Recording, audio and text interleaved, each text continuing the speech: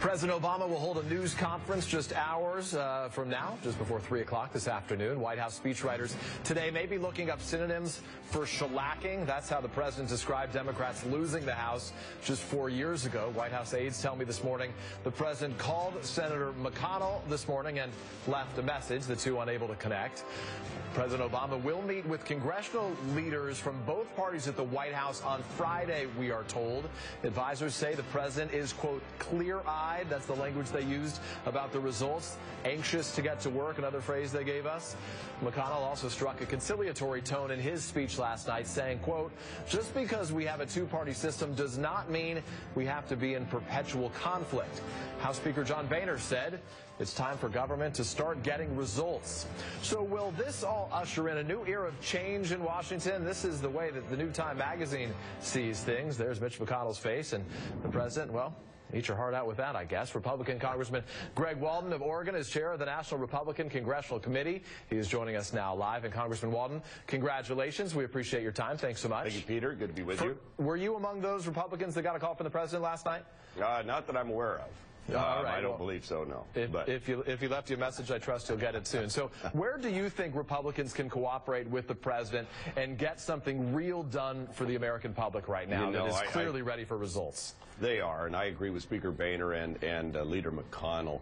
You know, the House has passed well over 300 bills. Most people know that. 40 of them led by Democrats. So there's a big basket of legislation that makes get America on track that we should start with, find the areas of common ground, and pass these bills. I'm more than willing to work with the administration on issues where we have common ground.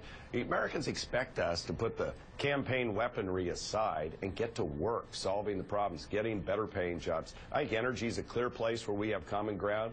Yep. Building the Keystone Pipeline, I don't know where the president will end up now that the election's gone behind us. But look, that's 20,000 American jobs for a couple of years.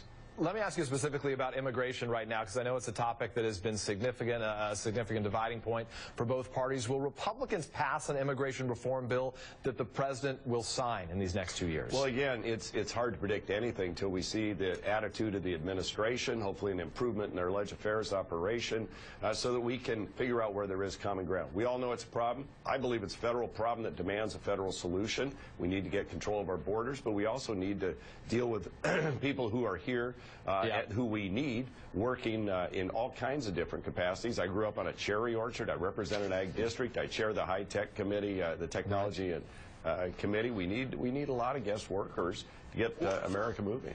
Let's sort of debrief on last night, if we can, quickly, talking about the victory here, the ways that you avoided another 2012 scenario. Republican operatives sent fake campaign trackers to trail some of your own candidates in media training sessions. Candidates were forced to sit through a reel of comments from folks like Todd Akin and Richard Murdoch. Talk about how you protected your party from itself this go-around.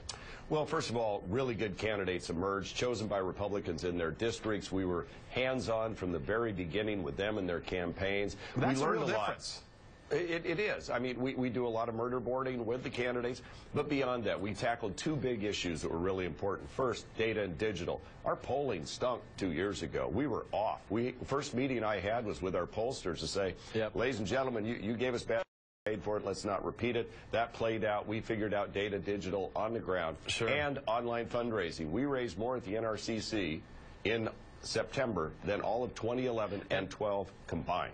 Congressman, before I let you go, an important question. Voters in your state were blunt. They decided it's time to legalize marijuana. Do you feel like it's time to support that nationally? You know, I'm still troubled by it. I know what it does to our kids. I really worry about Oregon going down that path. But they joined California and, you know, a few other places. They're starting to do this. But I still am troubled by it. Well, on this one specifically, they joined Alaska, and I guess it's Washington State and Colorado. We appreciate your time, Congressman. Nice to see you. Again, congratulations. Thank you, and good to be with you. Coming up next, we go inside the numbers behind the GOP upset to see how they do it.